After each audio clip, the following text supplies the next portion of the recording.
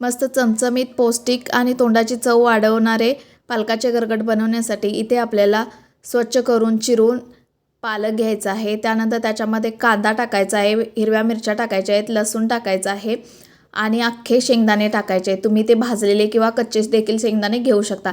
त्यानंतर बारीक चिरलेला टोमॅटो टाकायचा आहे आणि तूर डाळ टाकायची आहे। याच्यामध्ये आता आपल्याला 1-1.5 ग्लास पाणी घालायचं आहे, हळद घालायची आहे आणि चवीनुसार मीठ टाकायचं आहे। आता हे सर्व मिक्स करून आपल्याला कुकरचं झाकण लावून याच्यात 3 शिट्ट्या काढून घ्यायच्या आहेत। तर 3 शिट्ट्या दिल्यानंतर अशा पद्धतीने आपला पालक शिजून तयार होईल। आता तो आपल्याला एका स्मॅशरच्या साहाय्याने घोटून घ्यायचा आहे। त्यानंतर एका पॅनमध्ये आपल्याला 2 चमचे तेल गरम करून घ्यायचं आहे। त्याच्यामध्ये आपल्याला पाव चमचा मोहरी टाकायची आहे, पाव चमचा जिरे टाकायचे आहेत, ठेचून घेतलेला लसूण टाकायचा आहे आणि 2 लाल सुक्या मिरच्या टाकायच्या आहेत।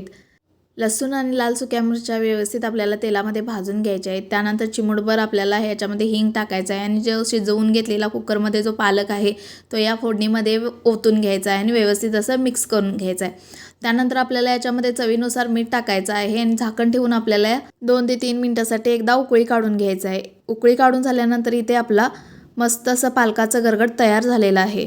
ज्यांना कुणाला अजिबात पालक खायला आवडत नाही त्यांनी ही रेसिपी नक्की ट्राय करून पहा आणि माझी खात्री आहे या रेसिपीमुळे तुम्हाला पालक खायला नक्कीच आवडेल। तर या रेसिपीसाठी नक्कीच लाईक, शेअर आणि सबस्क्राईब करा।